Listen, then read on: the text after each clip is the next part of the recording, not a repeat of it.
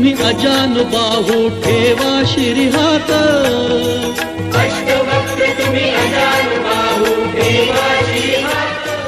ஆன்மீக அன்பர்கள் அனைவருக்கும் மாதங்கி பாலாஜியின் பணிவான வணக்கங்கள். ஸ்ரீ சங்கர் மகாராஜுடைய சரித்திரத்தை தொடர்ந்து கேட்டுன்னு வரும். பூனேல மகாராஜ் பல பக்தர்களுக்கு செய்த லீலைகள் மற்றும் அவர்களுடைய அனுபவங்களின் தொடர்ச்சியாக இந்த காணொளியிலையும் மகாராஜ் உடைய பூனே லீலைகளை தான் கேட்டு ரசிக்க போறோம். முதலாவதாக ஒரு பண்டிதரின் அகம்பாவத்தை மகாராஜ் எப்படி அடக்கினார் அப்படிங்கிற விஷயத்தை தான் நான் உங்களுக்கு சொல்ல போறேன். அந்த குறிப்பிட்ட நாள் அன்னைக்கு மெஹந்தலேவாடால பக்தர்கள் எல்லோரும் கூடியிருந்தாங்க. அப்போ அவர்களுக்கு மகாராஜ் பாபுராவ் ருத்ராவுடைய வீட்டுக்கு வந்திருக்கார் அப்படிங்கிற தகவல் கிடைச்சது. எல்லாரும் பரபரப்பாக பாபுராவ் ருத்ராவுடைய வீட்டுக்கு கிளம்பிட்டு இருந்தாங்க. அந்த சமயத்துல ஒரு படித்த பண்டிதர் ஒருவர் மெஹந்தலேவாடாக்கு வந்திருந்தார். அந்த பண்டிதர் வேதங்கள், ஆன்மீக புத்தகங்கள் போன்ற அனைத்து விதமான புத்தகங்களையும் படித்து கரை தேர்ந்தவர். அவருக்கு சமீப காலமாக தியானேஸ்வரி மேல அதிக ஈர்ப்பு ஏற்பட்டதனால தியானேஸ்வரியும் நன்றாக படித்திருந்தார். அவருக்கு தியானேஸ்வரியில கூறப்பட்டுள்ள விஷயங்களை அனுபவ ரீதியாக உணர்ந்து கொள்ள வேண்டும் அப்படிங்கிற விருப்பம் இருந்ததுனால மெஹந்தலேவாடாக்கு வந்திருந்தார். ஏன்னா மெஹந்தலேவாடால தொடர்ந்து பல நாட்களாக தியானேஸ்வரி பிரவச்சனங்கள் நடந்துட்டு இருக்கிறதுனால தனக்கு அந்த அனுபவ ரீதியான உணர்வு கிடைக்கும் அப்படிங்கிற எண்ணத்துல அவர் மெஹந்தலேவாடாக்கு வந்திருந்தார். அவர் வந்து ராவ் சாஹேப் மெஹந்தலேவை சந்திச்சு தன்னுடைய விருப்பத்தை சொன்னார். அவர் வந்து கண்டிப்பாக உங்களுக்கு அனுபவ ரீதியான உணர்வு கிடைக்கும், நாங்க வந்து ஒருத்தரை பாக்குறதுக்காக பாபுராவ் ருத்ரா அப்படிங்கிற ஒரு வீட்டுக்கு போறோம், நீங்க எங்களோட சேர்ந்து வாங்க, உங்களுக்கு நீங்க என்ன நினைச்சு வந்தீங்களோ அந்த காரியம் நடக்கும் அப்படின்னு சொல்லி அவரையும் பாபுராவ் ருத்ராவுடைய வீட்டுக்கு கூட்டின்னு போறார். மெஹந்தலேவாடால இருந்து கிளம்பின பக்தர்கள் கூட்டம் பாபுராவ் ருத்ராவுடைய வீட்டை சென்று அடைந்தனர். பாபுராவ் ருத்ராவுடைய வீடு ரொம்ப சின்னது, ரொம்ப இருட்டா இருக்கும் அந்த வீடு. பாபுராவுக்கு 2 மகள்கள், அந்த 2 குழந்தைங்களும் விளையாடிட்டு இருந்தாங்க. பாபுராவ் அப்பதான் வேலையிலிருந்து வீட்டுக்கு வந்திருந்தார். பாபுராவுடைய மனைவிக்கு உடல் நலம் சரியில்லை அப்படிங்கிறதுனால அவங்க ஓரமா படுத்து தூங்கிட்டு இருந்தாங்க. பாபுராவ் இரவு உணவுக்கு தேவையான காய்கறிகளை நெருக்கின்னு இருந்தார். மகாராஜ் என்ன பண்ணிட்டு இருந்தார் தெரியுமா? கிழிஞ்சு போன பாயில உட்காந்துட்டு இந்த வீட்டுல உள்ளவங்க எல்லாருக்கும் டீ தயார் பண்ணிட்டு இருந்தார். இது எவ்வளவு ஒரு அற்புதமான காட்சி. குரு சிஷ்யருடைய வீட்டுக்கு வரார் அப்படின்னா குருவை உட்கார வைத்து சிஷ்யர்கள் பணிவிடை செய்வார்கள். இதுதான் எல்லாருமே கேள்விப்பட்டிருக்கிற விஷயம், நடைமுறையில இருக்கிற விஷயமும் கூட. ஆனா மகாராஜ் தன்னுடைய சிஷ்யர்களுக்கு இங்க சேவை செய்கிறார். அவர் அந்த வீட்டுல ஒரு மனிதனாக அவ்வளவு ஒரு சகஜமாக நடந்து கொள்கிறார். இந்த மாதிரி ஒரு குரு கிடைக்கிறதுக்கு அந்த சிஷ்யர்கள் என்ன பாக்கியம் செஞ்சார்கள் அப்படின்னு தெரியல. அதே மாதிரி இதை நம்ம கேட்டு அறிஞ்சுக்கிறோம் இல்லையா, நம்மளும் கண்டிப்பாக பாக்கியசாலிகள் தான். நம்ம எல்லாரும் மகாராஜுக்கு பரிபூர்ணமான நன்றியை தெரிவித்துக் கொள்ள வேண்டும். ஏன்னா அவருடைய சம்மதம் இல்லாமல், அவருடைய விருப்பம் இல்லாமல் அவருடைய கதைகளை நாம் கேட்கவே முடியாது. அந்த வீட்டுடைய சூழ்நிலையை பார்க்கும் பொழுது அவர்கள் ஒன்றும் ஒரு வசதியான ஆட்களாக தெரியல. அவர்களுக்கு ஏகப்பட்ட பிரச்சனைகள் இருக்கு. ஆனா வீட்டுல இருந்தவங்க அத்தனை பேர் முகத்திலும் அவ்வளோ ஒரு சந்தோஷம் இருந்தது, நிறைவு இருந்தது. அது ஏன் அப்படின்னா அவர்கள் அனைவரும் ஒரு குருவின் நிழலில் இருக்கிறார்கள் அப்படிங்கிற ஒரு திருப்தி தான், வேற எதுவுமே கிடையாது. மகாராஜ் இவர்கள் எல்லாரையும் வரவேற்று வாங்க வாங்க உட்காருங்க, நான் டீ போட்டுன்னு இருக்கேன், உங்களுக்கும் சேர்த்து போடுறேன் அப்படின்னு சொல்லி இவர்களையும் உட்கார வைக்கிறார். அந்த சிறிய வீட்டுக்குள்ள 10 பேரும் போய் உட்காந்துருந்தாங்க. மகாராஜ் ஒரு 3 கப்பு தண்ணியை ஊத்தி டீ தயார் பண்ணிட்டு இருந்தார். இந்த காட்சிகள் எல்லாத்தையும் பார்த்துட்டு இருந்த அந்த பண்டிதருக்கு ரொம்ப அருவருப்பா இருந்தது. அவர் வந்து தன்னுடைய புருவத்தையும் முகத்தையும் சுழிச்சுண்டு, ஒரு குரு இப்படி நடந்துப்பாரா, என்ன இப்படியெல்லாம் இருக்காங்க, இந்த வீடே ரொம்ப பாக்குறதுக்கே ரொம்ப அழுக்கா ரொம்ப ஏழ்மையா இருக்கு, இங்க வந்து நாம எப்படி உட்கார்றது, இந்த மாதிரியான விஷயங்கள் அவருடைய மனதுல ஓடிண்டே இருந்தது. டீ தயாரானது. மகாராஜ் வந்து பாபுராவை கூப்பிட்டு கப் எடுத்துன்னு வா அப்படின்னு சொன்னார். பாபுராவ் அவர் வீட்டுல இருந்த 2 கப்புகளும் அதுக்கான ஒரு சாசரும் எடுத்துன்னு வந்தார். அந்த கப்புல எல்லாம் நிறைய விரிசல் விட்டு இருந்தது, அந்த சாசர்லயும் விரிசல் விட்டு இருந்தது. மகாராஜ் ஒரு 2.5 கப் அளவுக்கு டீ தயார் பண்ணியிருந்தார். ஆனா அங்க 10 பேர் இருந்தாங்க. அந்த 2.5 கப்பு டீயையும் அந்த 10 நபர்கள் பகிர்ந்து சாப்பிட்டுட்டாங்க. இந்த பண்டிதர் அந்த டீய வாங்கிக்கல, அவர் வேண்டாம் அப்படின்னு தவிர்த்துட்டார். ஏன்னா அவர் அகம்பாவத்தினுடைய உச்சத்துல இருந்ததுனால அந்த இடத்துல தயாரான அந்த டீய அவரால சாப்பிட முடியல. அந்த பண்டிதர் நடந்துட்ட அந்த விதத்தை பார்த்த உடனே மகாராஜ் நறுக்குன்னு ஒண்ணு பேசுறார். மூக்குக்கும் வாய்க்கும் ஒரு விரல் தான் இடைவெளி. எவன் ஒருவன் தன்னுடைய மூக்கையும் தன்னுடைய மீசையையும் தொட்டுக்கொண்டே அதிகமாக பேசுகிறானோ அவன் திமிர் பிடித்தவன் போல தன்னுடைய அகம்பாவத்தை வெளிப்படுத்துகிறான். அந்த வகையான ஒரு அகம்பாவம் எவ்வளவு ஒரு அருவருக்கத்தக்க விஷயம் தெரியுமா அப்படின்னு சொல்லிட்டு தன்னுடைய மூக்கிலிருந்து சளியை சிந்தி அதை உடனே எடுத்து வாயில போட்டுக்கிறார். இத பார்த்த உடனே அங்க சுத்தி இருந்தவங்க அத்தனை பேருக்கும் அருவருப்பா இருக்கு. இப்ப சொல்லும் பொழுதே எனக்கே ஒரு மாதிரி இருக்கு, கேட்கிற உங்களுக்கும் ஒரு மாதிரி இருக்கும். என்ன இப்படி நடந்துக்கிறார் அப்படின்னு அங்க இருக்கிறவங்க எல்லாரும் அப்படியே ஒரு அருவருத்த ஒரு நிலையில உட்கார்ந்து இருக்கும் பொழுது மகாராஜ் ஒரு தியானேஸ்வரியுடைய ஸ்லோகத்தை எடுத்து படிக்கும்படி சொல்றார். இங்க இந்த இடத்துல நம்ம நல்லா கவனிக்கணும். நம்முடைய உடலுக்குள்ளேயே சளி, கோழை, மலம், மூத்திரம் போன்ற அருவருக்கத்தக்க விஷயங்கள் இருக்கு. ஆனா வெளிப்புறத்துல இருக்கிற மற்ற விஷயங்களை பார்த்து நம்ம அருவருப்பாக நினைக்கிறோம். நீயே ஒரு அருவருக்கத்தக்கவன் அப்படிங்கிறத புரிய வைக்கிறதுக்காக தான் மகாராஜ் தன்னுடைய உடலில் இருந்த சளியை எடுத்து சாப்பிடுறார். எனக்கு அவ்வளோ ஒரு சகிப்புத்தன்மை இருக்கு அப்படிங்கிறத காட்டுறதுக்காக தான் இப்படி ஒரு விஷயத்த பண்றார். இத பார்த்த உடனே பண்டிதர் அப்படியே திக்கு முக்காடி போயிடுறார். உடனே மகாராஜ் பாபுராவை போயிட்டு தியானேஸ்வரி புஸ்தகத்தை எடுத்துன்னு வா, அதுல இருக்கிற 9வது அத்தியாயத்துல 378வது ஸ்லோகத்தை படி அப்படின்னு சொல்ற. அந்த ஸ்லோகத்துடைய அர்த்தம் என்னன்னா, நான் மிக பெரியவன் அப்படிங்கிற ஒரு நினைப்பு இருக்கும் பொழுது நாம் எங்கிருந்து வந்தோம், நம்முடைய பரம்பரையுடைய விஷயங்களை நாம் மறந்து விடுகிறோம். உலகத்திற்கு முன்னாடி ரொம்ப சிறியவனாக இரு. எப்போது நீ சிறியவனாக இருக்கிறாயோ அப்பொழுதுதான் நீ என் அருகில் இருக்கிறாய் அப்படிங்கறதா அந்த ஸ்லோகத்துடைய அர்த்தம். அப்புறம் பாபுராவ் கிட்ட இன்னும் கொஞ்சம் பேஜஸை நகர்த்திட்டு இன்னும் ஒரு ஸ்லோகத்தை படிக்க சொல்றார். இந்த ஸ்லோகத்தையும் அவர் கேட்கட்டும் அப்படிங்கிறார். என் மேல் பரிபூரணமாக பலவிதமாக பக்தி செலுத்தும் ஒருவருக்காக நான் எதைத்தான் செய்ய மாட்டேன் அப்படின்னு கேட்கிற மாதிரியான ஒரு வரி. இந்த 2 ஸ்லோகங்கள் மற்றும் அங்கு நடந்த நிகழ்வுகளை பார்த்த உடனேயே பண்டிதருடைய அகம்பாவம் தூள் தூளாக ஆகி போனது. அவர் உடனே மகாராஜ் கிட்ட சொல்றார், இப்போ எனக்கு புரியுது, சித்த புருஷர்கள் மற்றும் பகவான் கிருஷ்ணர் போன்ற அவதார புருஷர்கள் விதுரர் போன்ற ஒரு ஏழையுடைய வீட்டுக்கு போய் ஏன் நின்னாங்க அப்படிங்கிற அந்த அர்த்தம் எனக்கு புரிஞ்சுது. எல்லா விதமான ஏழ்மை இருந்த போதும் கூட பக்தர்கள் பகவான் கிட்ட எனக்கு செல்வம் வேணும் அப்படின்னு கேட்காம எப்ப திருப்தியாக இருக்கிறார்களோ அவர்களுடைய வீட்டுக்குத்தான் குருமார்களும் கடவுளும் போவார்கள். குருமார்களும் கடவுளும் அந்த இடத்தில் தான் வசிப்பார்கள் அப்படிங்கிற விஷயம் எனக்கு புரிஞ்சுது. இது குருவாகிய நீங்கள் எனக்கு கொடுத்த அற்புதமான பரிசு அப்படின்னு சொல்லி ரொம்ப சந்தோஷப்பட்டு அவர் பாதங்கள்ல விழுந்து நமஸ்காரம் பண்றார். மகாராஜ் ரொம்ப சந்தோஷமா, இப்போ உனக்கு புரிஞ்சுது இல்லையா, இந்த மாதிரி எளிமையா இருக்கிறவங்களுக்கு நான் அடிமையாக இருப்பேன், இதே ஒரு கடுமையான குணம் உள்ளவர்களுக்கு நான் பாடம் புகட்டுவேன், நல்லவர்களுக்கு நான் அவர்களுடைய கர்மாவை உறிஞ்சி எடுத்து விடுவேன், இதே ஒரு அகம்பாவம் பிடித்தவர்களுக்கு நான் அப்படி செய்வது இல்லை. என்னால அகம்பாவத்தை மட்டும் பொறுத்துக்கவே முடியாது.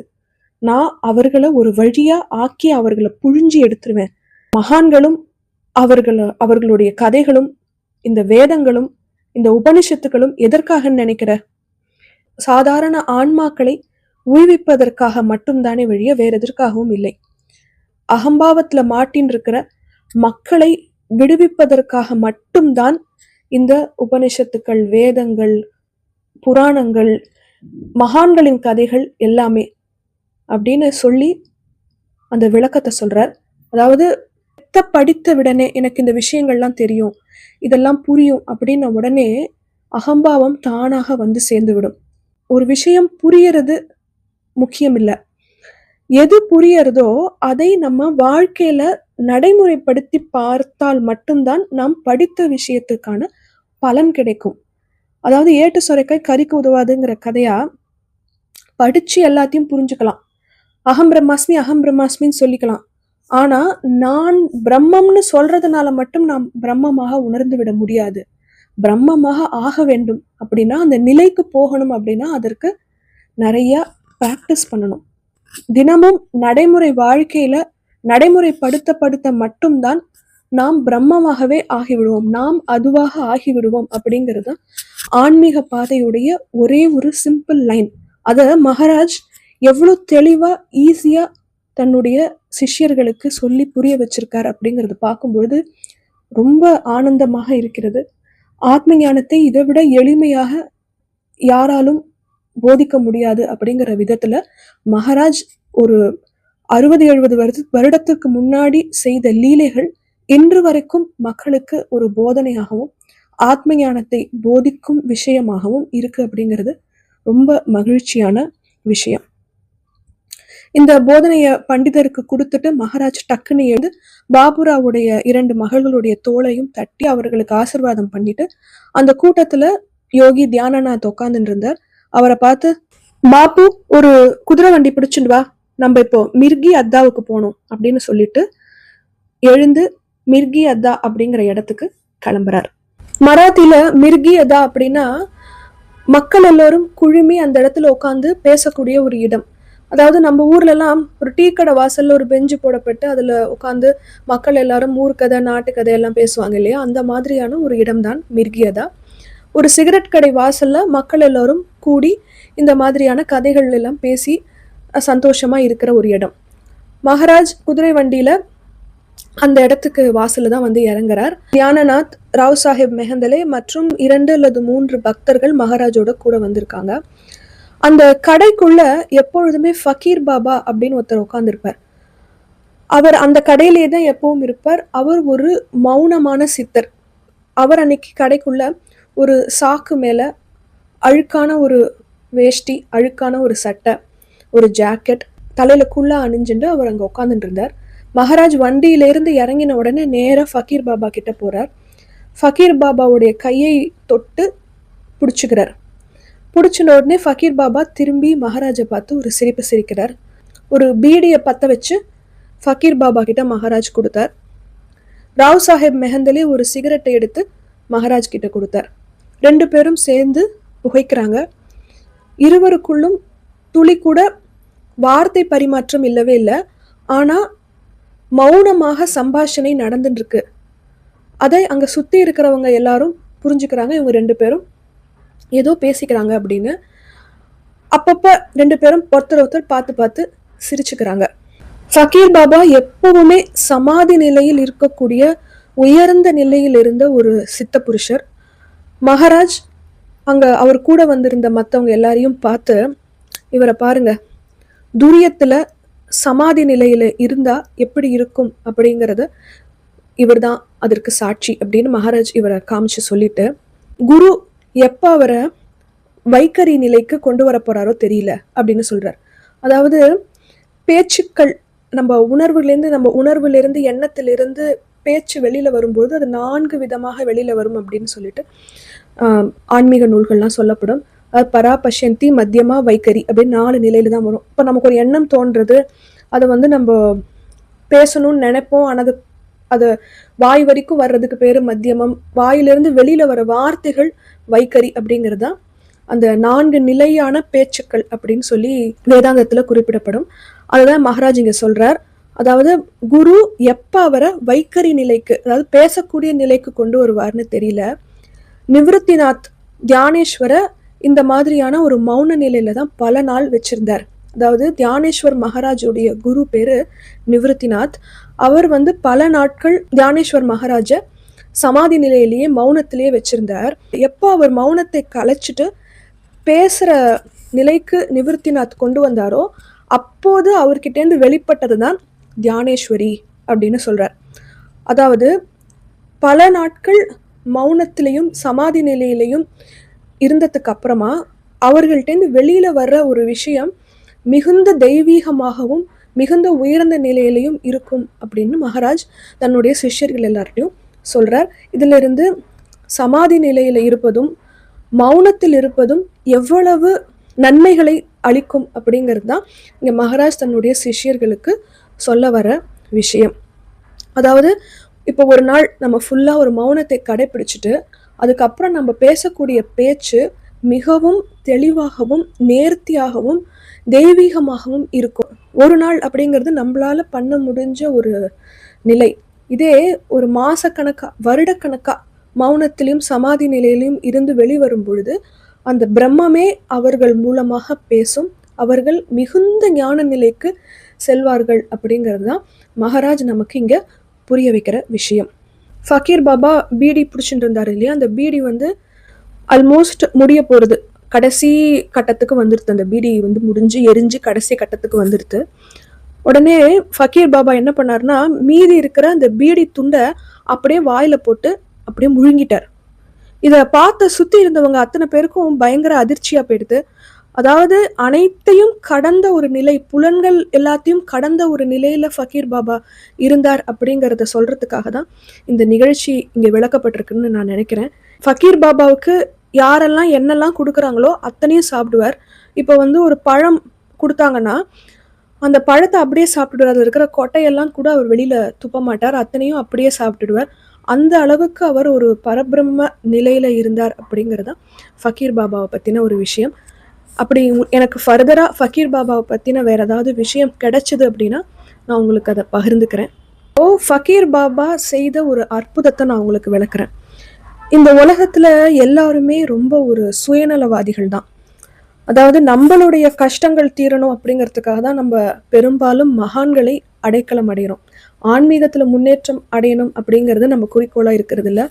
நம்மளுக்கு நம்மளுடைய வாழ்க்கைக்கு தேவையான விஷயங்கள் கிடைக்கணும் அப்படிங்கிறதா நம்மளுடைய முதன்மையான ஒரு வேண்டுதலா இருக்கு. அப்படிப்பட்ட ஒருத்தர், ஒரு ஏழ்மையான மனிதர் ஒருத்தர் ஃபக்கீர் பாபா கிட்ட தனக்கு பணம் வேணும், இல்லைன்னா நான் என்ன நானே கொன்னுப்பேன், நான் ஆத்மஹத்தி பண்ணிப்பேன் அப்படின்னு சொல்லி ஃபக்கீர் பாபா கிட்ட கெஞ்சறார். இன்னும் சொல்ல போனா மிரட்டுறார். ஃபக்கீர் பாபா பேச மாட்டார் அப்படிங்கிறதுனால ஒரு சைகை மூலமாக ஒரு நம்பரை சொல்றார். இந்த நம்பரை வச்சு நீ போய் சூதாட்டம் பண்ணனா உனக்கு பணம் கிடைக்கும் அப்படின்னு சொல்றார். அந்த மனிதரும் ஃபக்கீர் பாபா சொன்ன அந்த நம்பரை வச்சு சூதாட்டம் ஆடுறார். அவருக்கு எக்கச்சக்கமான பணம் கிடைத்து அவர் கோடீஸ்வரராகவே ஆயிடுறார். என்னைக்கு அவர் கோடீஸ்வரர் ஆனாரோ அந்த இரவே ஃபக்கீர் பாபா அந்த இடத்தை விட்டு கிளம்பி அவர்கள் யார் கண்ணிலையும் படாம ஓடி வந்துடுறார். ஆன்மீகத்துல மிகுந்த உயர்ந்த நிலையில இருப்பவர்களால் எது வேண்டுமானாலும் செய்ய முடியும். ஆனால் அவை அனைத்தும் மக்களுக்கு ஆன்மீக முன்னேற்றத்தை அளிக்கும் அப்படின்னா மட்டும்தான் அந்த சித்தியை மகான்கள் பிரயோகப்படுத்துவாங்க. மற்றபடி அந்த சித்தியை அவர்கள் பிரயோகப்படுத்தவே மாட்டார்கள், அதை அவர்கள் விரும்பவும் மாட்டார்கள். உண்மையான மகான்களாக இருந்தால் அவர்கள் சித்தியை பிரயோகப்படுத்தவே மாட்டார்கள். அப்படிப்பட்ட ஒரு உண்மையான மகான் தான் ஃபக்கீர் பாபா. அதனால அந்த ஊரை விட்டும் அந்த இடத்த விட்டும் கண் காணாம எங்கேயோ போய் இங்கே பூனேல நிரந்தரமாக தங்க ஆரம்பித்தார். அப்படிங்கிறது தான் ஃபக்கீர் பாபாவுடைய ஒரு லீலை. தொடர்ந்து இப்போ எனக்கு ஃபக்கீர் பாபாவுடைய விஷயங்கள் ஏதாவது கிடைச்சிது அப்படின்னா நான் உங்ககிட்ட பகிர்றேன். இப்போ வரைக்கும் எனக்கு அவரை பற்றின விஷயங்கள் எதுவும் தெரியல. இதோட இந்த காணொளியை நான் முடிக்கிறேன். தொடர்ந்து அடுத்த காணொளிகளிலும் மகாராஜ் பல பக்தர்களுக்கு பூனேவில் அளித்த அற்புதங்கள் மற்றும் அறிவுரைகளை தொடர்ந்து கூறுகிறேன். ஸ்ரீ சங்கர் மகாராஜுக்கு ஜெயம் உண்டாகட்டும். நன்றி, வணக்கம்.